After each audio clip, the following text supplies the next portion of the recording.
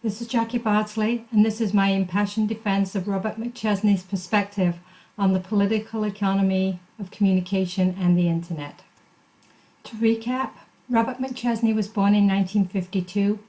He's a contemporary scholar of political economy with a focus on the role of the media, and he's a professor at the University of Illinois. In Chapter 3 of his book, Digital Disconnect, Professor McChesney addresses the question of how political economy can help us understand the Internet and the challenges facing our society.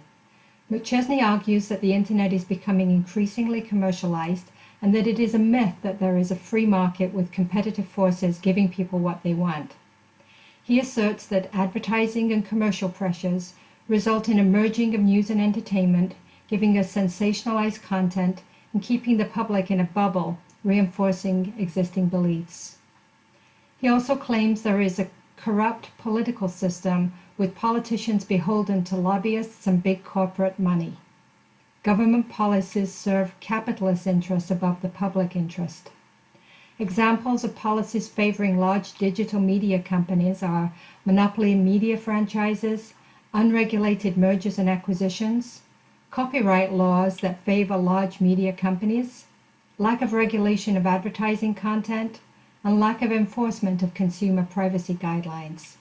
The public is largely not engaged in the conversation, influenced by corporate public relations and a general aversion to government regulation.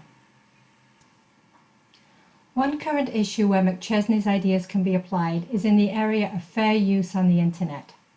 Fair use is a legal exception to copyright laws which allows unlicensed use of copyright material for certain restricted purposes such as reviews, criticisms, parodies, or other non-commercial use.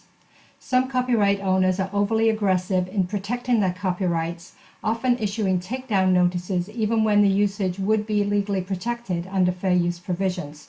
It's easy for a copyright owner to notify a company of a violation and require the content to be removed. The individual who posted the content, perhaps in a blog or a video, could protest that their usage was protected under fair use provisions, but most individuals don't have the legal resources to prove their case and go up against large corporations. The copyright owners know this.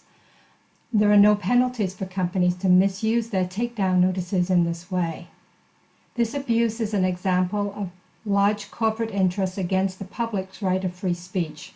There's a powerful corporate lobby which could block enactment of legal changes to protect the public interest. I agree strongly with McChesney's point of view that political economy can help us understand the challenges of the Internet.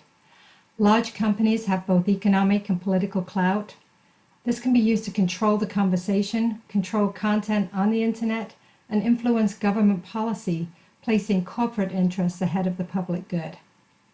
As McChesney says, we're at a critical juncture in terms of Internet legislation. It's time for social change. It'll take an organized, popular intervention to go up against the system. Fortunately, as we've seen, the Internet can also be used as a platform to allow people to group together, to collaborate, and make their opinions known. Thanks for listening. Here are my references.